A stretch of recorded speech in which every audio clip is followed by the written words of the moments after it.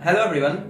Today I am going to just prepare you for lecture 8. My today's topic is India-Pak relations, which is popularly known as Indo-Pak relations between its civilians. It is one of the high-level topics, as we know that it is one of the high-level topics in SSB interview and especially for lecture 8-1. So in this, I want to give you some overview before starting this lecture 8 topic. In this types of view, I have chosen because it was one of the most highest and the most warmed, one of the high-level topics in SSBs and also in our day-to-day lives and also in everywhere in the world. India-Pak relation is going to be warm. It is one of the warmth relations. It is one of the warm topic for every country, for every union, and for every citizen as well. So in this topic today, I am going to talk firstly about four things we have. The first thing is that I want to introduce you what is Indo-Pak relations, how it is started, and what is the history of it.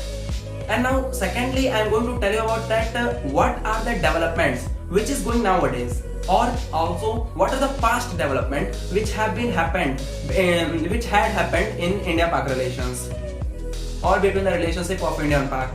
And now thirdly, I am going to tell you about that what we can do more, how much we can just increase India-Pak relations extra to its youth or to its just warmth, to just higher. And lastly, I just want to conclude all of these, that what are the conclusion we understand and what are the conclusion they can do for establishing a very good relations between India and Pak, as like India-Israel relations, this one. So now let's start with the introduction. How we said that India-Pak relations. So India-Pak relation or Indo-Pak relations is not a year or two. It is not a relation of year or two. We know that from childhood India and Pakistan are just one. They were relation of only one. We know that it is in the Indian subcontinent. So where it is started from? It is started from the division of 1947 from the British sides. So how British is responsible, how we are responsible, and how every type of religion is responsible for these types of partition in 1947. Because we know that yes, Indian independence and the independence of whole Indian subcontinent will only happen with the help, with the cooperation and with the togetherness help of Indian Hindus, Indian Muslims, Pakistani Hindus, Pakistani Muslims, Christians, Rajasthani, Punjabi. Each religion is involving in these types of relationship. So we have to understand that the British mainly believe in divide and rule policy.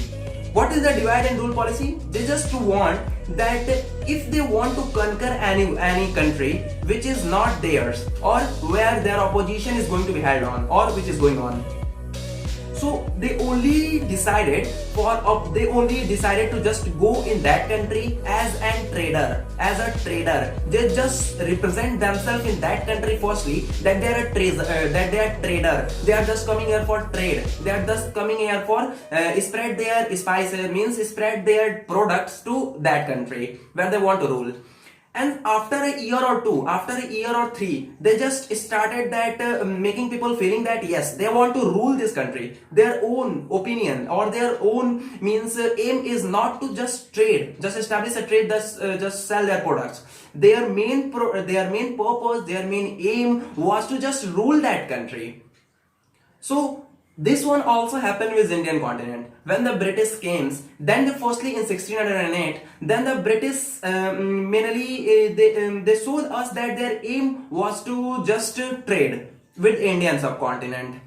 And they just want to establish a very good relation or trade relations with Indian subcontinent and just want to sell their products. But after a year or 100, after 100 years, the people actually, the Indian people as well as the Pakistani, because India and Pakistan before 1947, they all are one. We know that it is Indian subcontinent.